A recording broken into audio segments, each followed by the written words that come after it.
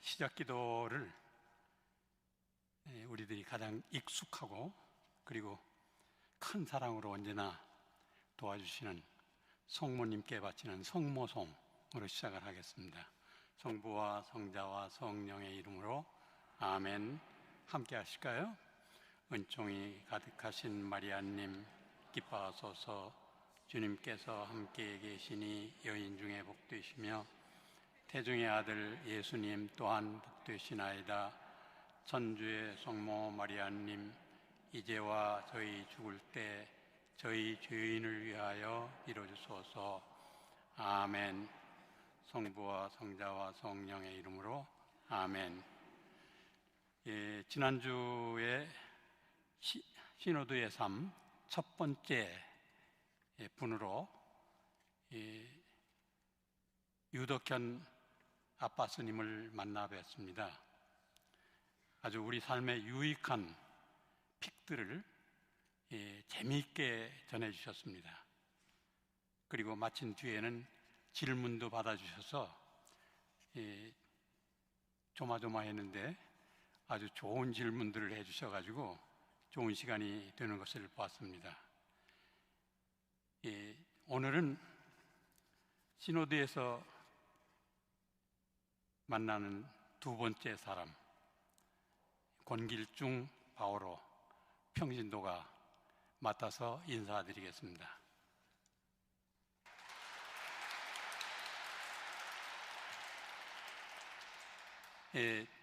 보셔서 아시겠지만 전 나이가 좀 많습니다. 그리고 3년 반 전에 암이 있다고 그래가지고 몸속에 있는 장기 2개를 드러냈습니다. 그때 하느님께 갈 수도 있겠다 하는 생각을 가지고 성모병원에서 수술하러 들어가면서 집사람에게 잘 되면 왼쪽으로 올 거고 잘 되지 않으면 오른쪽으로 들어갈 거다. 왼쪽은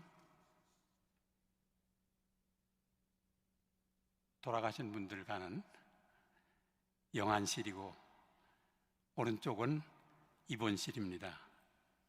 그런데 하느님께서는 아직도 네가 해야 할 일이 남아있지 않느냐라고 생각을 하셨는지 살려주셔서 이렇게 나와 있습니다. 제가 오늘 나온 것은 어떤 유익한 말씀을 드리려고 나온 것이 아닙니다. 지금 우리가 살고자 하는 시노드의 삶은 성직자, 수도자, 평신도, 그리고 남자, 여자, 젊은이와 나이 먹은 분 누구도 제외될 수 없다는 것, 그것만이라도 보여드리기 위해서 나이 많고 그리고 암으로 고생하는 저도 나와서 인사드리고 말씀을 드리니까 세례받은 누구든 제외될 수 없다는 것을 보여드리기 위해서 그래서 이렇게 나왔습니다. 하느님께서는 그 영원에서 영원으로 계신 분이기 때문에 나이 계산을 안 하시는 것 같아요. 그래서 구약에 보면 우리 믿음의 선조라고 하는 아브라함이 조상 대대로 살던 하란을 떠나서 아버지께서 마련하신 가나안으로 갈 것을 요구받은 때가 75살이었습니다. 그리고 그때 아브라함에게 약속하신 부인 사라에게 아들을 낳을 수 있도록 해주신 나이가 사라의 나이가 91살이었어요. 91살에 이삭을 낳습니다. 그렇다면 하느님한테서는 나이 먹었다, 그러니까 이제는 봉사를 끝내라, 편히 쉬어라, 이게 없지 않을까 하는 그런 생각을 해봅니다. 저는 몇 년 전에 손희송 주교님께서 쓰신 책에서 이런 이야기를 읽었습니다. 미국의 한 대학교에서 교수님이 학생들에게 빳빳한 100달러짜리 지폐를 보여주면서 이거 가지고 싶은 학생 그랬더니 전원이 손을 들었어요. 그걸 보고 이 교수님은 100달러짜리를 손에 쥐고 막 구겨가지고 다 구겨진 100달러짜리를 보여주면서 이거 가지고 싶은 사람 그랬더니 다 손을 들었어요. 그러니까 교수님이 그 100달러짜리를 땅바닥에 버리고 발로 밟아서 짓 인개고 그러고는 이거 가지고 싶은 사람 그런데도 전원이 손을 듭니다. 왜일까요? 아무리 구기고 짓밟아도 변함없는 게 있어요. 뭐죠?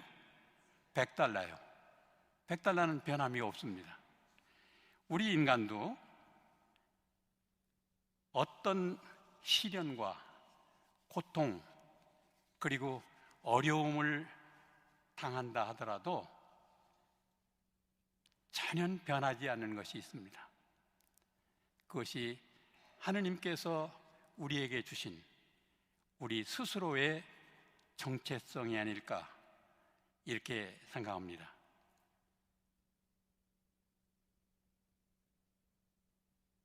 이 정체성 얘기를 하면 얼른 생각나는 것이 있습니다. 한 수사님이 정말 예수님과의 관계를 잘 가지고 살면서 늘 예수님과 동행한다고 이렇게 생각을 했어요. 얼마만큼 확실하냐 하면 눈길 위에 아무도 가지 않은 눈길 위를 이렇게 걸어갔을 때 4개의 발이 걸은 그 길이 보일 만큼 그렇게 예수님과의 관계가 참 좋았습니다. 그런데 그런 수사님도 어려움을 겪잖아요. 굉장히 힘들고 어렵고 그럴 때 보니까 예수님이 안 계신 거예요. 전혀 도움도 안 주시고 예수님도 안 계시고. 그래서 예수님에게 따졌습니다. 예수님, 내가 좋을 때는 나란히 걸어서 눈 위에 발자국 4개가 보일 만큼 그렇게 다정하게 해주시면서 내가 힘들고 어려울 때면 눈 위에 발자국은 단 2개밖에 없습니다. 왜 그러십니까?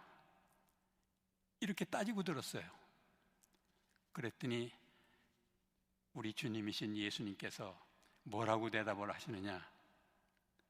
얘야, 네가 너무 힘들어해서 그냥 걸어가게 할 수가 없어서 내가 너를 업고 걸어놓으라.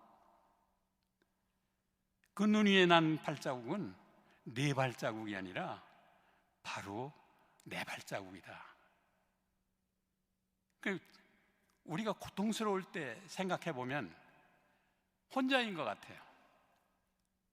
나 혼자만 어렵고 고통스러운 것 같고, 그런데 그때마다 예수님이 계십니다. 저는 성부와 성자와 성령의 이름으로 세례를 받을 때 사도 바오로를 주보성인으로 정하고 받았기 때문에 그때부터 권바오로로 살아갑니다. 이 권바오로도 어려울 때가 참 많잖아요.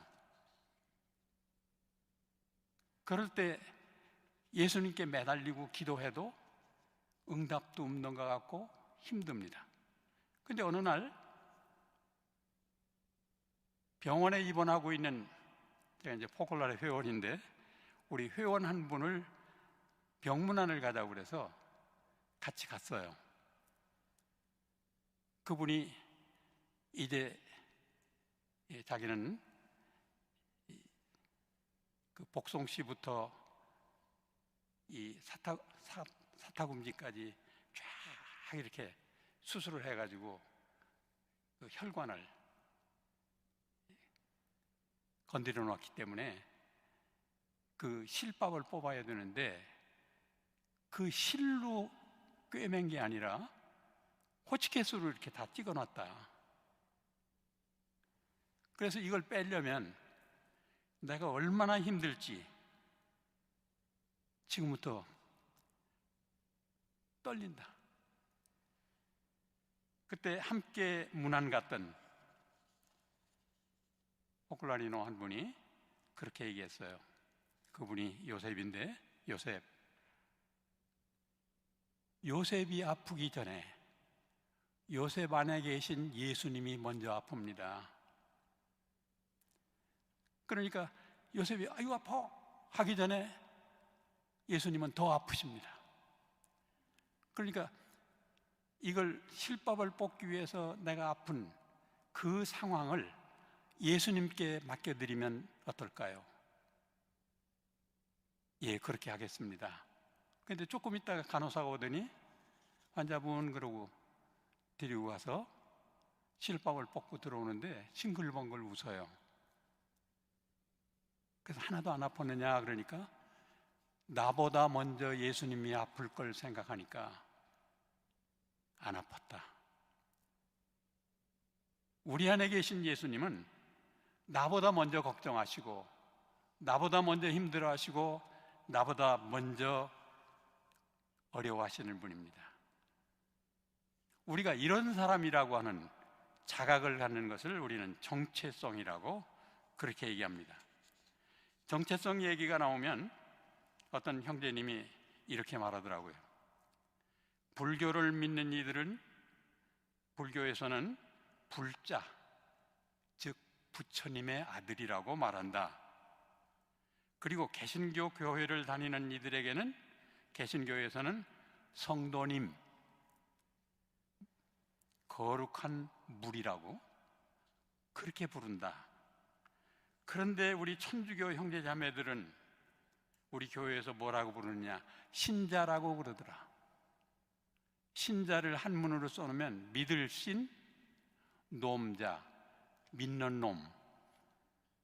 그러니 불교는 부처님의 아들이고 개신교는 거룩한 물인데 우리는 믿는 놈이 되어 있지 않느냐. 그래서 제가 그 말을 받아가지고 이렇게 얘기했습니다. 시장 바닥에 가가지고 보살님 그러고 부르면 바라보는 사람, 그건 다 불교 신자다.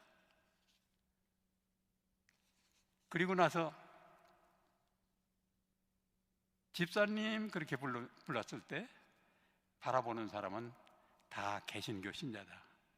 개신교에 다니는 사람들은 누구나 집사더라고요.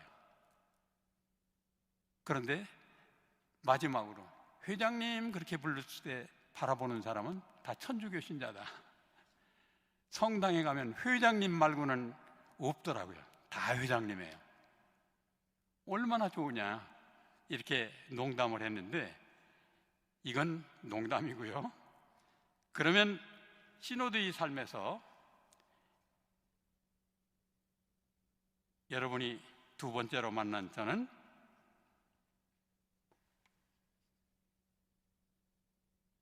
아까 말씀드린 대로 권 바오로이고 포클란의 운동 회원입니다. 내가 누구인지를 찾아가는 이 시간에 여러분들께서도 각자 자신의 변함없는 가치는 어디에 있는지를 생각해 보시면 좋은 시간이 될 수도 있을 것 같다는 생각을 해봅니다. 저는 세례받은 다음 날부터 본당 신부님의 부르심을 받아서 봉사를 시작했습니다. 많은 봉사를 하던 중에 당시 신학생이던 대자가 아주 좋은 모임이 있다고 거기 함께 가시지 않겠느냐. 그래서 찾아간 곳이 포콜라레입니다. 갔더니 커플들이, 부부가 6부부가 모여가지고 12명이 모임을 하는데, 사랑이신 하느님을 테마로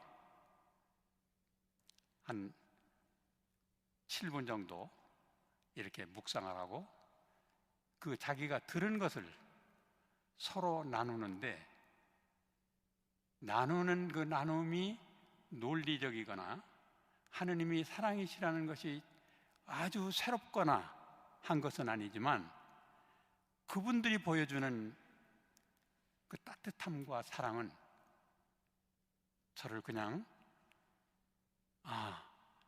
이거였구나.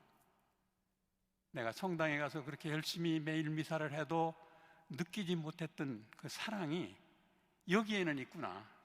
그래서 회원이 됩니다. 회원이 되고 얼마 지나지 않은 때입니다. 이렇게 김수환 추기경님이 말씀하시더라고요. 내가 너희에게 새 계명을 준다. 서로 사랑하여라. 내가 너희를 사랑한 것처럼 너희도 서로 사랑하여라. 너희가 서로 사랑하면 모든 사람이 그것을 보고 너희가 내 제자라는 것을 알게 될 것이다.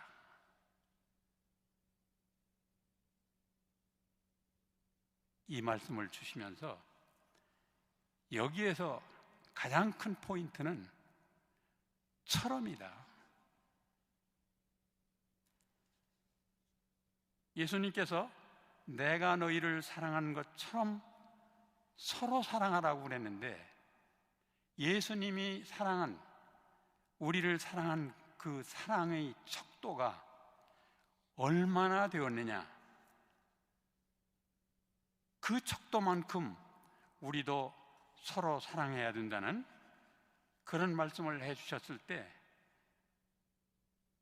정말 예수님이 우리를 얼마만큼 사랑해 주셨는가 생각을 해보게 됐습니다.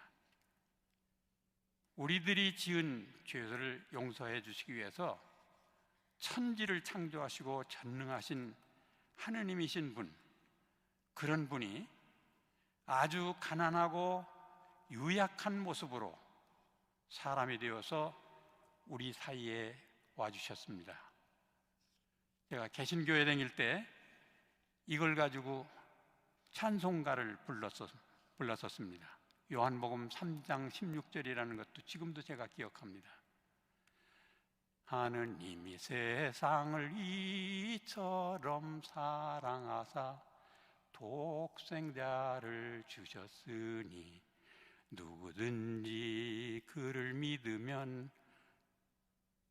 영생을 얻으리로다 하는 노래예요. 그리고 끝에 가서 요한복음 3장 16절까지 얘기를 합니다. 이게 노래로 이렇게 간단하지만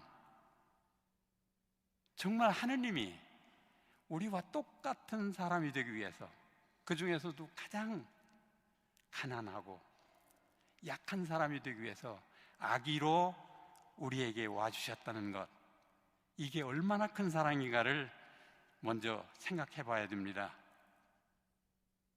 그리고 하느님께 영광을 드리고, 예수님 당신이 하느님이신데 아드님으로 세상에 오셨다는 것을 알 수 있도록 여러 가지 기적을 베풀어 주십니다. 물을 포도주가 되게 하는 기적부터 시작을 했어요. 그래서 영국에서 이 강의를 하고 교수님이 시험을 냈습니다. 예수님이 물을 가지고 포도주를 만드는 것에 대해서 써라. 사람들이 막 머리를 짜고 해서 열심히 쓰는데 한 학생은 그냥 앉아 있는 거예요. 교수님, 너는 왜 그냥 앉아 있느냐 생각하고 있습니다. 마지막 시험 문제를 내라 라고 할 때 그렇게 써서 냈습니다.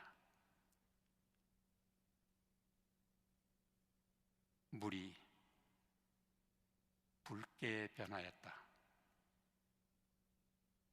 그걸 보고 교수님은 야, 이 사람 뭔가 될 사람이다 라고 생각을 했는데, 그 사람이 영국을 대표하는 시인인 바이든입니다.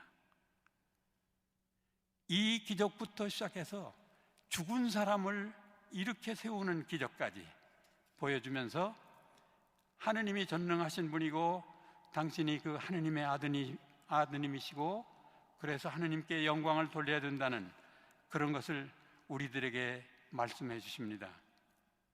이 말씀들이 복음입니다. 그리고 우리 죄를 용서해 주시려고 당신 스스로 죄인이 되셔서 십자가에 못 박혀 죽으십니다. 우린 지금 사순절에 예수님의 그 순환을 기억하고 우리들의 신심을 더 강화시키는 기간이 되어 있습니다. 십자가 위에서 당신을 이 세상에 낳아주신 성모님이 십자가 밑에 계시니까 그때 제자 중에 그 십자가 밑에 있던 유일한 제자인 요한을 불러서 이분이 너의 어머니시다. 어머니에게는 이 사람이 어머니의 아들이십니다. 이 얘기는 당신의 어머니를 우리 모든 이의 어머니로 넘겨주시는 일입니다. 그리고 십자가 위에서 예수님이 제일 힘들어한 일이 뭐냐? 우리는 귀가 따갑게 들었습니다. 성부와 성자와 성령은 한 분이시다.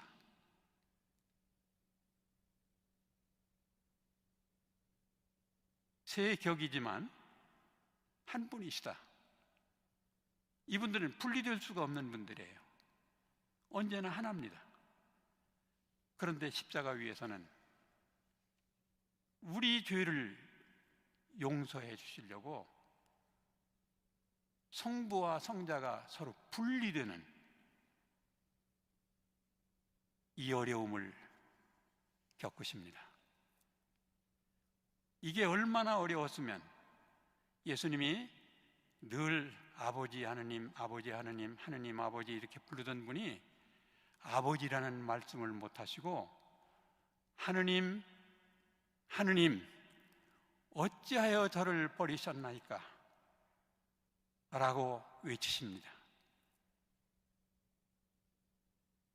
우리 포콜라레에서는 이 모습을 버림받으신 예수님이라고 그렇게 부릅니다. 성부로부터 버림받았다. 이 성부로부터 버림받고 분리되기까지 고통을 지불하시면서 우리를 사랑하십니다. 이 사랑을 우리도 사랑해야 된다는 거예요. 내가 너희를 사랑한 것처럼이라고 하는 처럼은 바로 이와 같은 척도를 가지고 이웃 형제 자매들을 사랑해야 된다는 것을 말씀을 하신 겁니다. 저는 이 말씀에 대한 말씀을 듣고 깨달은 지 얼마 되지 않아서 이런 경험을 했습니다. 제가 학교 선생 출신인데 선생님들은 봄방학이라는 게 있어요. 이게 새 학년도를 준비하는 기간입니다. 그래서 그 봄방학이 끝날 때쯤 되면 행정을 하시는 분인 교장, 교감 선생님들이 담임 발표를 합니다. 이 시간은 선생님들이 바짝 긴장을 해요. 1년 자기 운명이 결정되는 순간입니다. 잔뜩 긴장해 있는데 1학년부터 담임을 부르기 시작합니다. 다 불러도 없어요. 2학년을 부릅니다. 거기도 제 이름이 없어요. 3학년을 부릅니다. 3학년 끝반까지 다 불러도 없습니다. 그리고는 혹시 담임 선생님이 결근을 하거나 출장 갔을 때 대리로 담임을 해야 되는 부담임이라는 게 있습니다.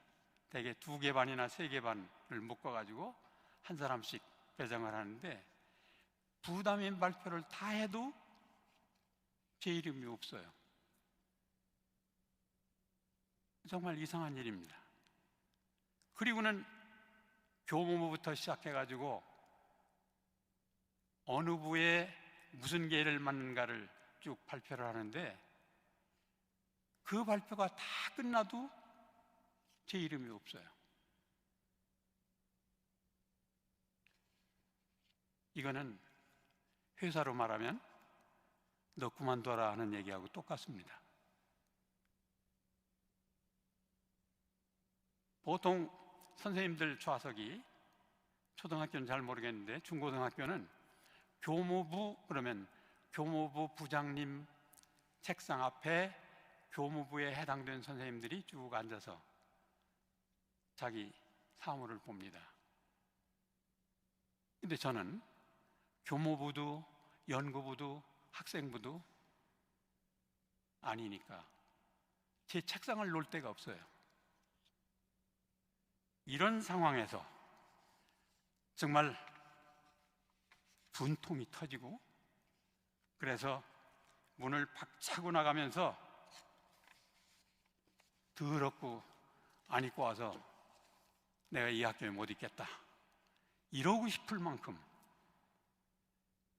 어떻게 보면 부끄럽기도 하고, 어떻게 보면 막 속에서 부글부글 끓기도 하고, 이런 문제가 생겼어요. 정말 기막힐 일입니다. 아주 친하게 지내던 선생님들도 그 뒤부터는 눈치만 보고 저에게 가까이 못 와요. 저하고 말을 섞었다가 그 발표를 한 교감 선생님에게 밉게 보이면 해를 당할까 봐. 이게 왕따예요. 완전한 왕따를 제가 당했습니다.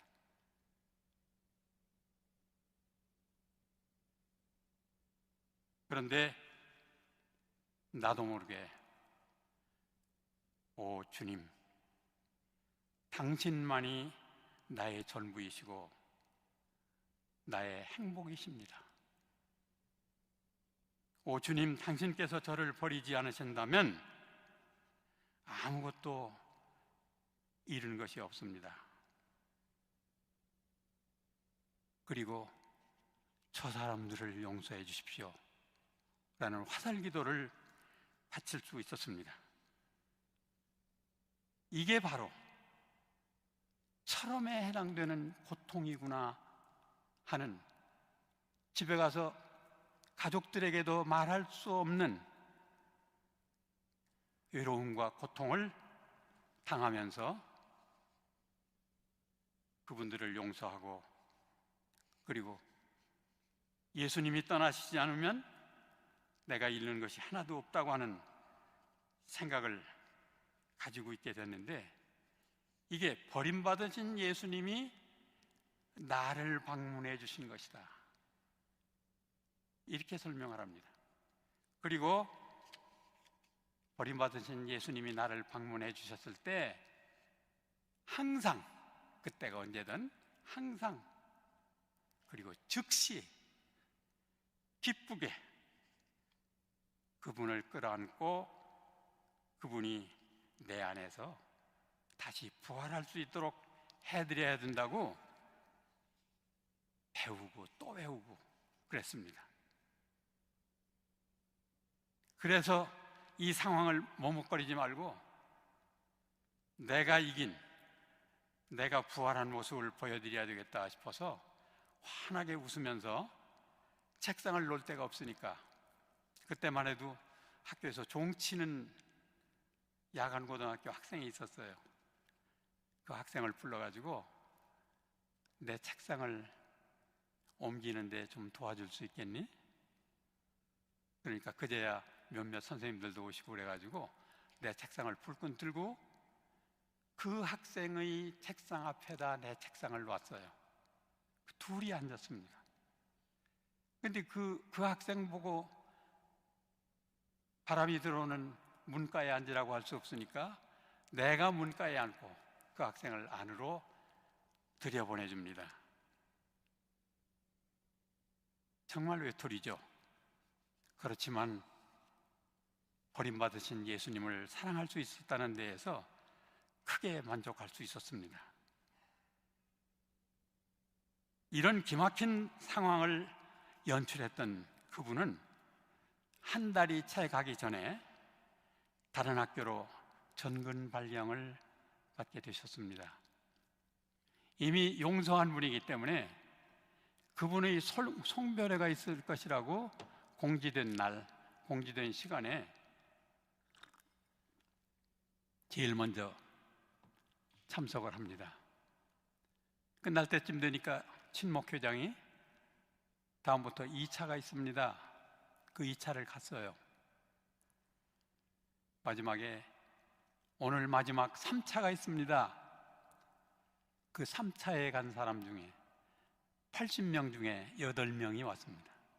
거기에 제가 껴 있었습니다.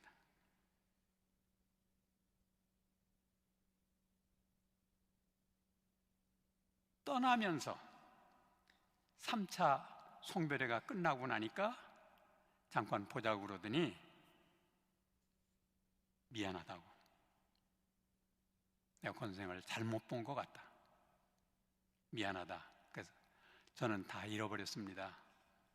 새 임지에 가서 잘 근무하시기 바랍니다 라고 보내드렸는데, 섭섭하게도 그로부터 2년 후에 그분은 천국으로 여행을 떠나셨습니다. 그리고 새로 오신 분이 계속 제 눈치를 봐요.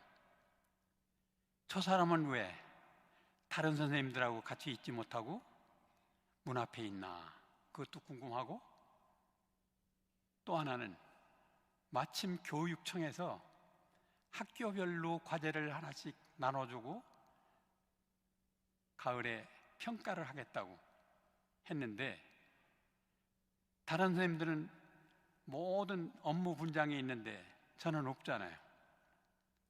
다른 분들한테, 저한테 얘기가 그러니까 다른 분들한테 얘기해 보니까 그건 책임이 따르는 문제라 못하겠다, 다 거절을 당하고 나서 마지막에 저한테 와서 그 얘기를 다 하면서 좀 맡아줄 수 없느냐. 지금 뭐라도 맡겨주면 얼마나 고마울 일인데 하겠습니다. 열심히 했습니다. 그해 가을에 전 공립 중학교 중에서 3학교를 뽑아서 한 학교는 장관 표창, 2학교는 교육감 표창을 하는데 우리 학교가 장관 표창을 받았어요.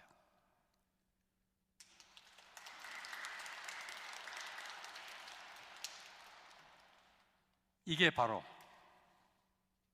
철험을 살아낸 저의 경험담입니다. 정순택 대주교님은 시노드 교회를 향해서 계속 걸어갑시다를 2024년 사목교서로 내주셨습니다. 이 사목교서가 지향하는 점은 친교와 참여, 선교에 집중됩니다. 정 대주교님은 이 교서에서 친교를 하느님과의 결합이라는 수직적 차원과 인류가 상호간에 이루는 일치라는 수평적 차원이라고 설명을 해 주십니다. 나는 이 교서를 정독하면서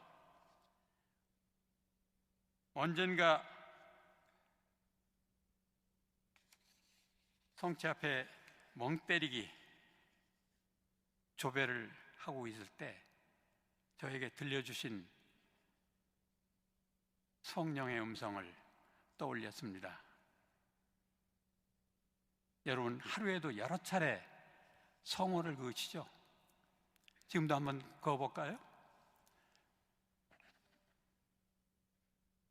아주 정중하고 예쁘게 잘 그었습니다. 그 옆에서 이렇게 보면 팔이 쫓는 것처럼 하는 분들도 참 많거든요. 뭐가 그렇게 급한지 이래버리니까 붙은 팔이 쫓는 것 같아요. 그런데 이 성호경을 바치면서 성부와 성자와 하고 위에서 아래로 내려 긋는 선은, 저 혼자 생각입니다, 하느님의 사랑이고 이 사랑에 대한 우리들의 응답이 될 것이라고 생각했습니다. 성부와 성자와 하면서 이렇게 수직적으로 하느님이 우리를 무한히 사랑하시는데 우리도 그에 대한 응답을 하고 있는 그 표시도 되지 않겠느냐.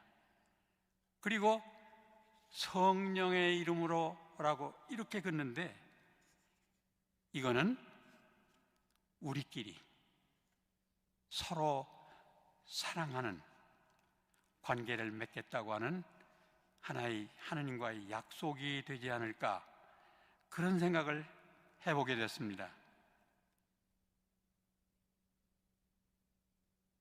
이 생각을 하고 났더니 성호경을 글 때마다 간단하지만 성부와 성자와 성령의 이름으로 아멘 하는 간단한 기도지만, 이 기도 하나가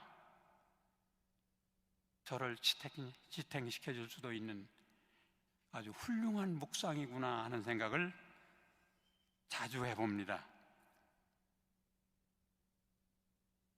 여기에서 율법학자와 예수님의 대화를 잠깐 소개해야 할 것 같습니다. 율법학자는 예수님을 찾아와서 스승님, 영원한 구원을 얻을 수 있는 방법을 가르쳐 주십시오 하고 여쭙니다. 예수님께서는 그가 자신 있어 하는 부분인 율법에 어떻게 기록되어 있는가를 되물으십니다. 율법학자는 자신이 알고 있는 답을 예수님께 드립니다. 내 마음을 다하고 내 목숨을 다하고 내 힘을 다하고 내 정신을 다하여 주 너희 하느님을 사랑하고 내 이웃을 너 자신처럼 사랑해야 한다. 그리고는 예수님께서 그 율법학자에게 너도 가서 그렇게 하라 보내십니다. 그 뒤 성경을 읽어보면 누가 내 이웃인가를 설명해 주는 대목이 나와요. 사마리아인의 설명으로 그게 대신됩니다. 누가 내 이웃이냐? 지나간 사람이냐? 레위 사람이냐? 이걸 물으시면서 죽어가는 사람을 구한 그 사마리아인이 바로 내 이웃이 아니겠느냐, 이렇게 말씀을 하십니다. 그리고 각 종교마다 이게 빠진 데가 없다고 해가지고 황금률이라고 부르는데, 이 황금률도 같은 뜻으로 저는 봅니다. 남이 너에게 해주기를 바라는 그대로 너희도 남에게 해주어라 라고 예수님은 루카복음 6장 31절에서 말씀하시고 계십니다. 삼업교서의 시노드의 삶에서 지향하는 친교와 일치를 살기 위해서 먼저 실행해야 할 말씀임을 이 두 말씀에서 저는 읽었습니다.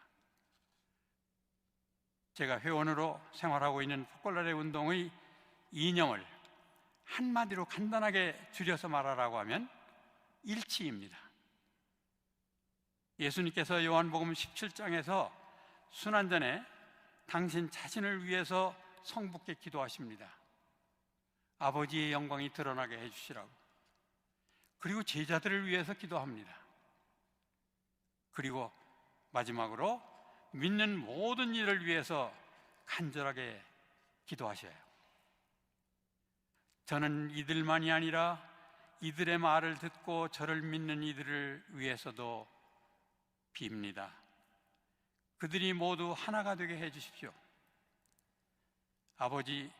아버지께서 제 안에 계시고 제가 아버지 안에 있듯이 그들도 우리 안에 있게 해주십시오.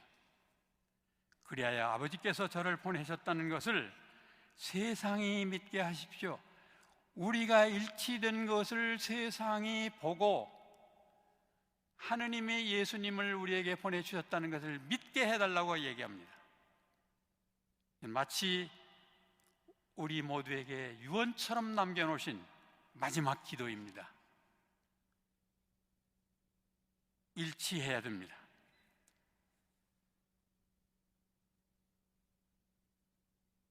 저는 교직에서 43년간 생활했습니다. 그래서 제자가 참 많습니다.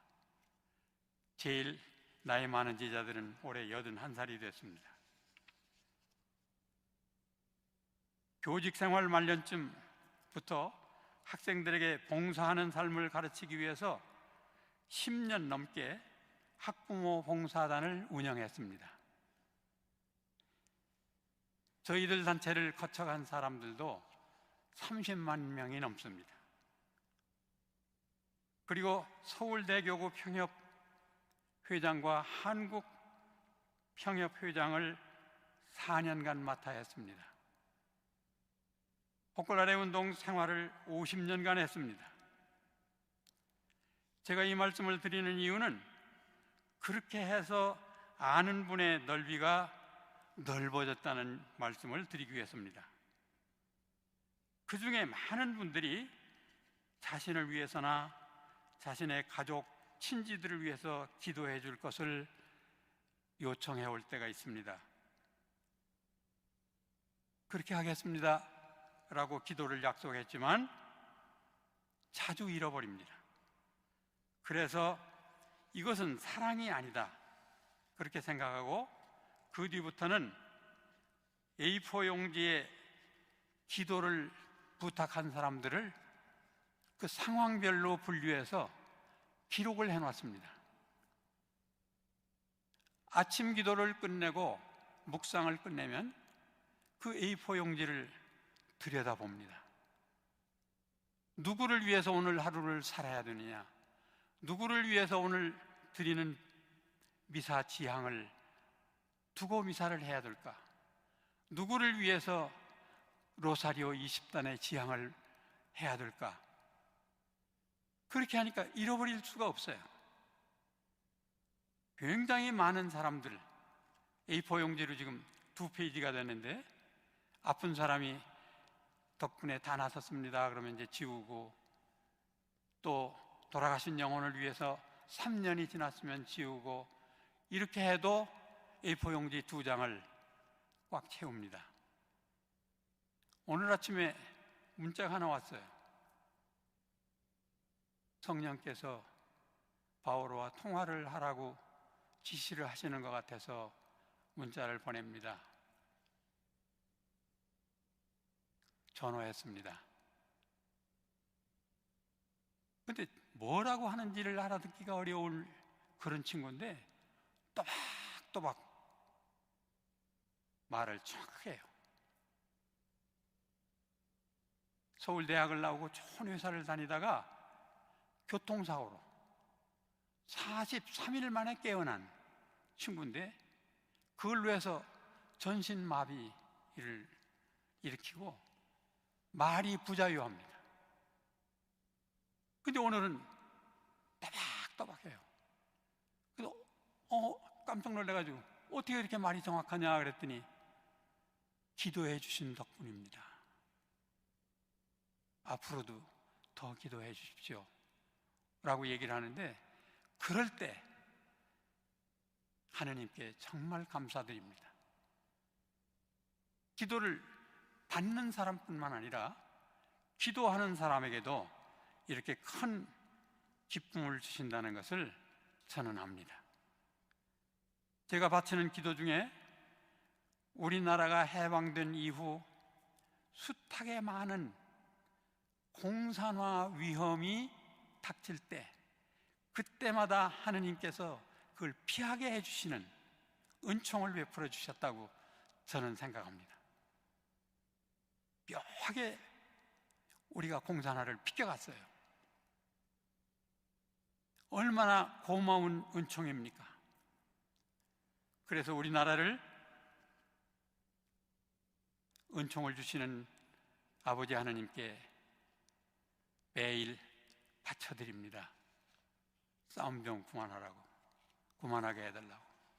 그리고 오늘날도 위협이 상존하고 있으니까 우리나라를, 군인들이 많지만 아버지께서 지켜주시는 것이 제일 든든합니다. 지켜주십시오. 그리고 북한에 살고 있는 사람들, 우리하고 똑같은데 우리는 남쪽에 태어났고 그 사람들은 북쪽에 태어났어요. 교회를 찾을 자유도 없잖아요. 먹을 수도 없습니다. 억압을 당해요.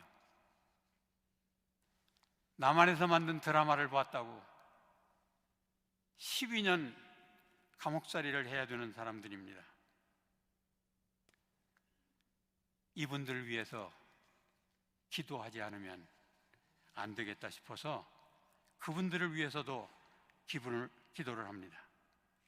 마태오복음 25장 31절부터 최후의 심판에 대해서 쭉 말씀을 하십니다. 그 중에 40절에서는 내가 진실로 진실로 너희에게 말한다. 너희가 내 형제들인 이 가장 작은 이들에게 해준 것이 바로 나에게 해준 것이다 라고 분명히 말씀하십니다.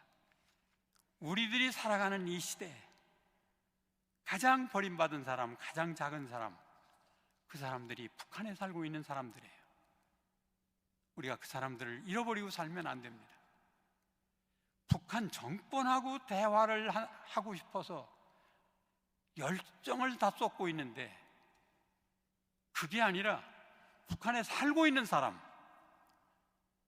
우리 동포들을 위해서, 그들의 인권을 위해서 우리들이 기도해 줘야 되는 것이 아닌가 하는 생각을 해봅니다.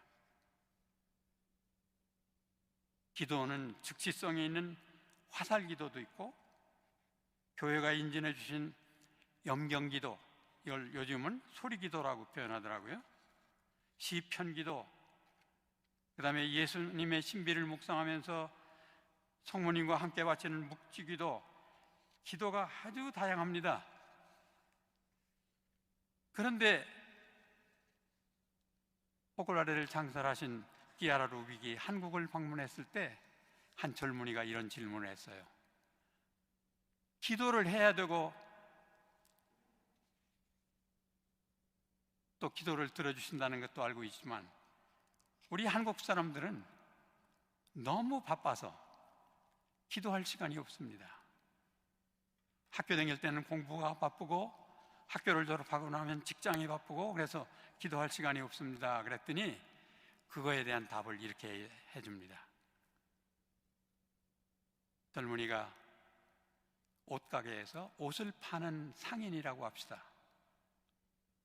들어오는 손님을 어떻게든지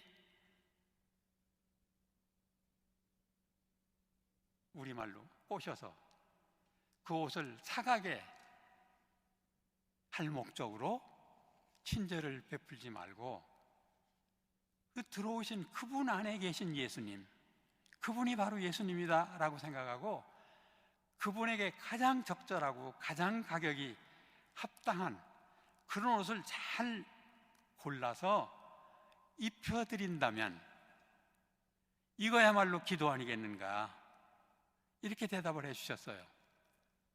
그 얘기를 들으면서 저는 어떤 생각을 했냐면, 나도 학교에서 아이들과 상대해서 수업하는 그 시간을 기도로 바꿔야 되겠다. 수업에 들어가 가지고 문고리를 딱 잡고는 주님, 당신을 위해서 이 한 시간을 바칩니다. 그리고 엽니다.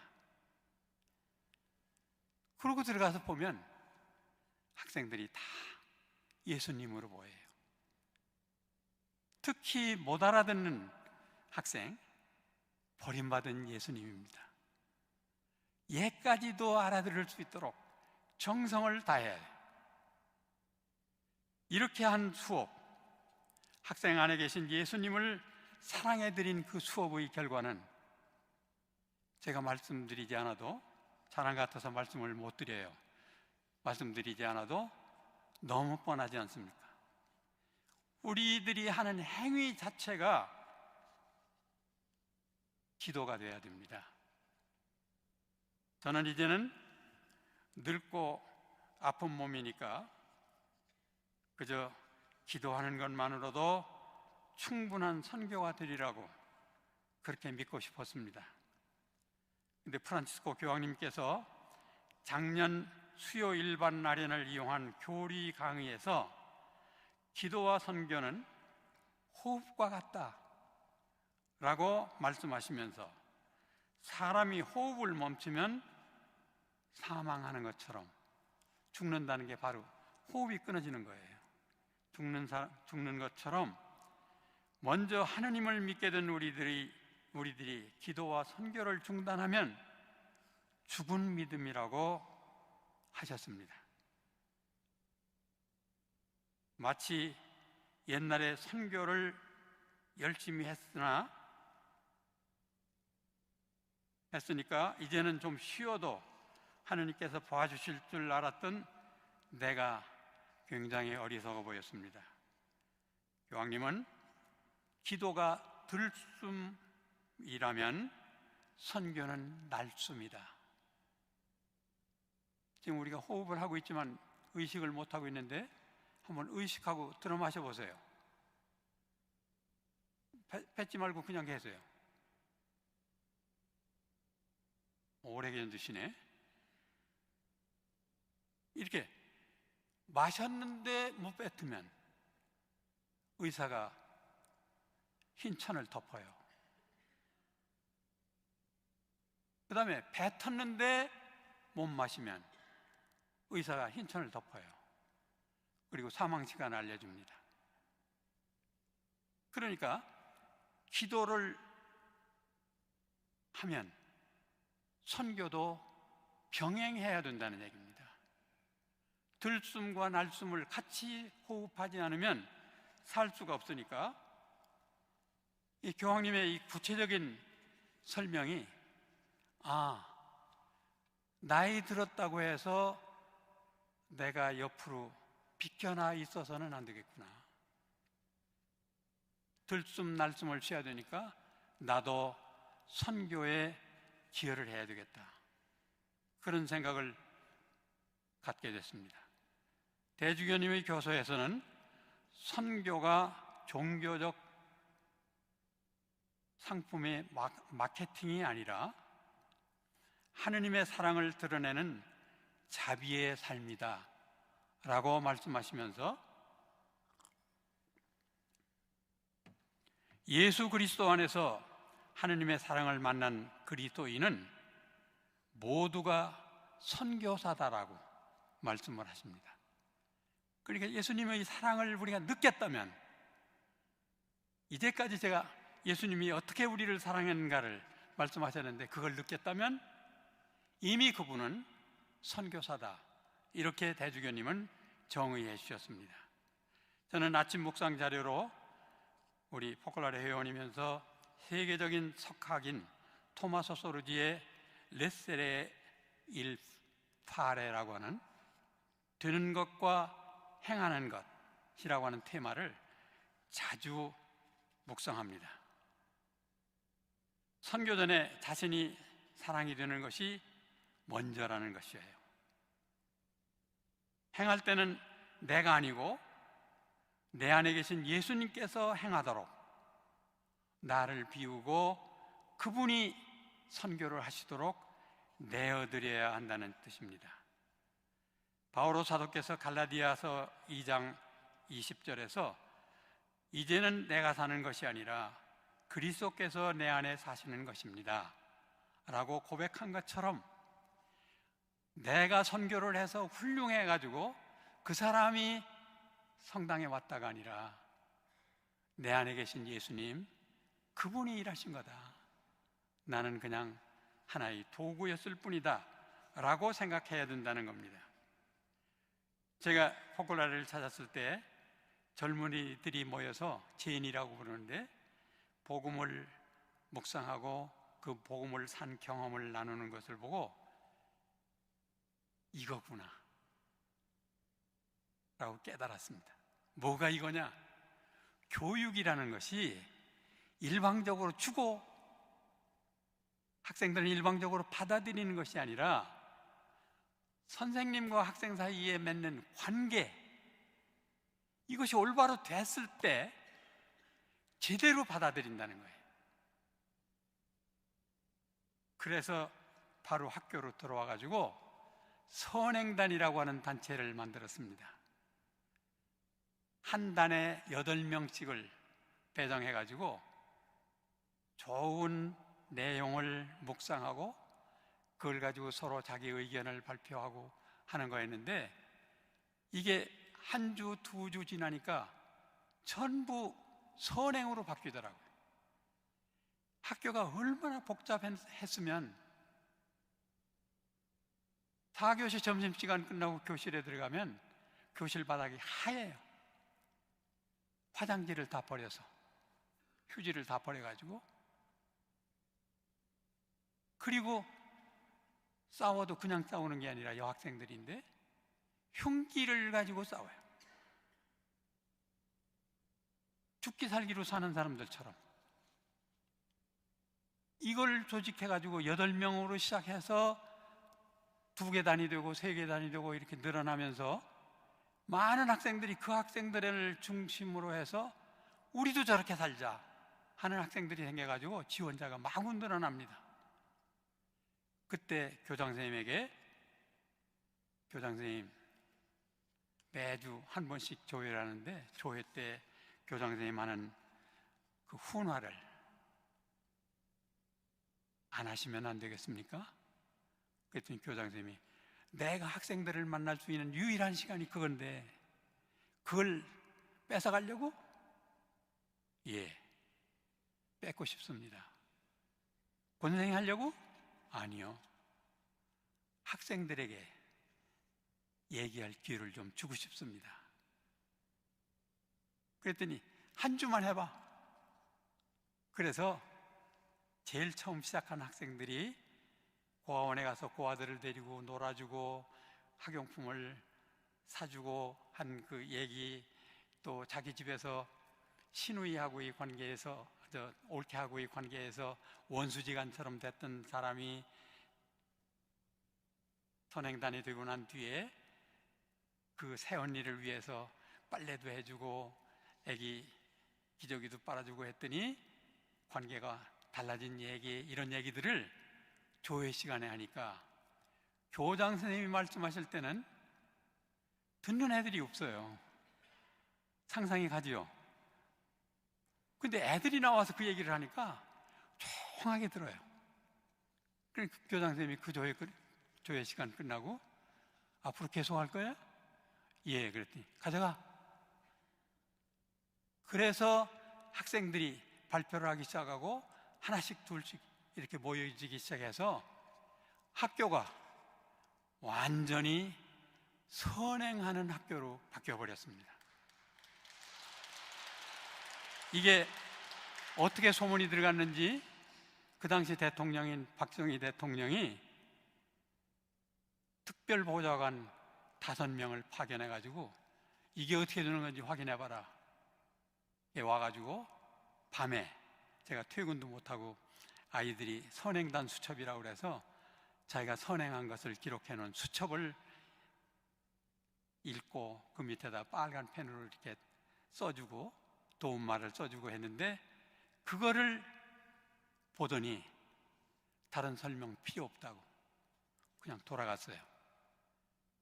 그리고는 교장선생님한테 전화해가지고 그 권길중 선생님을 잘 보호해라. 그래서 그 교장선생님이 선생님을 내가 보호하래. 다른 학교 갈 생각하지 말고 계속 유임이야. 다른 학교 갈 때가 돼도 보내질 않아요. 그런데 그게 소문이 나가지고 서울시 교육연수원에서 전화가 와가지고 선생님이 관계의 교육에 대해서 하실 말씀이 있으신 것 같은데 선생님들 강의에 와서 그 말씀을 해주실 수 없습니까? 그래서 32살밖에 안 먹은 제가 선생님들을 가르치는 강사가 돼가지고 관계의 교육학, 생활지도에서도 그렇고 학습지도에서도 그렇고 선생님과 학생 사이에 관계가 제대로 맺어지지 않으면 교육은 없다. 이 관계가 열쇠다 하는 말씀을 드리기 시작했습니다. 예, 제가 성당을 막 신축해가지고 이게 시간이 지났네요. 이 말씀만 드리고 끝나겠습니다. 모든 사람들이 성당을 질 때 신부님하고 완전히 일치가 돼가지고 서민들인데 성당을 크게 졌어요. 쳐놓고 새로 입주한 아파트 그 편지함에다가 언젠가 종교를 갖는다면 나는 천주교를 갖겠습니다 라고 생각하셨던 분, 그 언젠가가 바로 오늘입니다. 성당에서 형제 자매님을 기다리고 있겠습니다 라는 뜻으로 갖다 놓았는데 구름처럼 몰려왔습니다. 교리만을 3-4반을 만들 만큼 이거를 그 쪽지가 작용을 했다고 저는 생각하지 않아요. 신부님과 우리 신자들이 일치된 삶이 바로 그렇게 나타나지 않았나 라고 생각을 합니다. 그리고는 신부님이 사목교회에서 협의된 내용이 외짝교를 없애자, 부인만 나오는, 자매님만 나오는 집 자매님들이 힘들어한다. 그러니까 그 남편들이 영세할 수 있도록 도와주자 라고 결정을 했는데, 그 소식을 들은 형제님들이, 한 단지 형제님들이 조기 축구팀을 조직해가지고, 그때 이제 미사가 주로 새벽 미사니까 우리는 성당에 절대 가지 말자, 여기서 성당에 가는 사람은 배신자다, 이래가지고 똘똘 뭉쳤어요. 이 신부님한테 그 말씀을 드렸더니 좋다, 그러면 형제님하고 나하고 우리 사이에 예수님을 모시고 그 축구단에 들어가자. 축구단에 들어갔습니다. 2달 만에 다 왔어요. 이게 시노드의 삶에서 친교와 참여와 선교의 복합입니다. 우리는 신부님들이 그리워가지고 신부님들과 신자들 사이가 굉장히 좋았던 때가 있어요. 바로 순교 때입니다. 마산교구 박상근 마티아라고 하는 복자, 지난 2014년에 복자 품에 올랐는데, 이 복자가 아전으로 있었는데 거기 신부님이 계신 걸 알고 그분을 체포해서 참소하자라는 얘기가 도는 걸 보고는 신부님에게 얼른 찾아가서 신부님 피하셔야 됩니다. 깔레, 프랑스 신부님이신 깔레 신부님입니다. 이 신부님을 모시고 깊은 산속을 들어가서, 그때는 호랭이도 있을 때예요, 산 너머로 이렇게 넘어가는 그 시기에 뒤져보니까 감 1개밖에 없어요. 그 감 1개를 마티아 복자, 복자 마티아하고 복자 깔레 신부가 나눠 먹으면서 우리 살아서 선교합시다 라고 약속하고 헤어집니다. 이 말씀을 제가 왜 드리냐면 일치에 대한 얘기를 하니까 신부님, 우리 형제님들이 일치하기가 제일 어려운 대상이 첫째는 가족이고 자기 부인하고 일치가 너무 어렵대요. 둘째는 신부님하고 일치다. 이건 생각도 할 수 없다 라고 얘기하는데, 이때 마티아 목자와 깔레 신부가 가지고 있었던 이 정겨운 모습을 상상한다면 우리가 신부님과의 일치도 그렇게 어려운 일이 아니지 않겠느냐. 모두가 참여해야 되는 여기에 신부님이라고 빠져서는 안 됩니다. 아무리 그분이 이렇게 기울어진 운동장을 만들고 사목을 당신의 전유물인 것처럼 하신다고 하더라도 그 신부님과의 관계를 개선해서 일치해야 됩니다. 그래서 본당이 일치가 된다면 너희가 그렇게 되는 것을 보고 믿을 것이다라고 예언한 예수님의 그 예언이 오늘날에도 적중하실 것으로 그렇게 합니다. 캔터베리 대성당 지하 묘소에 가면 어느 성공회 주교님의 무덤이 있는데 거기 쓰여있는 묘비명이 이렇게 되어 있습니다. 나는 젊어서 예수님에 대한 믿음으로 그리고 그분의 말씀으로 세상을 바꿔놓으려고 생각을 했다. 그러나 그게 아니었다. 그래서 그 다음에는 내가 맡고 있는 교구만이라도 바꿔야 되겠다고 생각했다. 근데 그것도 아니었다. 그래서 할 수 없이 확 축소를 해서 내 가정만이라도 예수님이 사시는 곳으로 만들어야 되겠다라고 했는데 그것도 아니었다. 결국 내가 먼저 예수님이 되었어야 하는데 그게 아니었구나 라고 후회하는 묘비명이 있답니다. 여기 계신 여러분들이 몇 분 안 되십니다만 나부터 시작해서 내 가정, 내 본당이 교구장님이 발표하신 이 사목교서 그대로 실행한다면 이 지상에 천국이 바로 도래하지 않을까 하는 그런 희망도 해봅니다. 친교의 관계를 맺고 가정과 본당, 단체 속에서 일치를 이루면서 참여와 선교의 모든 과정에서 예수님을 함께 모시고 행복한 신앙생활이 되도록 서로 격려하며 뚜벅뚜벅 함께 걸어갑시다.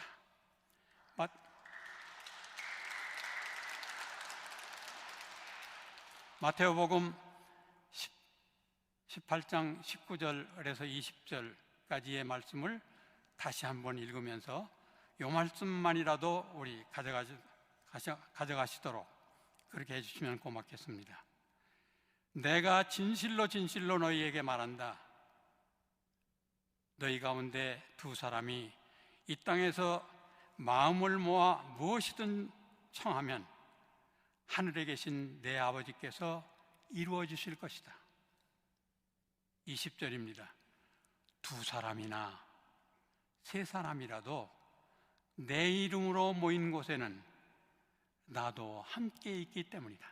즉 일치된 가운데에는 예수님도 함께 계시기 때문입니다. 여러분 모두가 지니신 대단한 인내력을 위해서 박수 칩시다.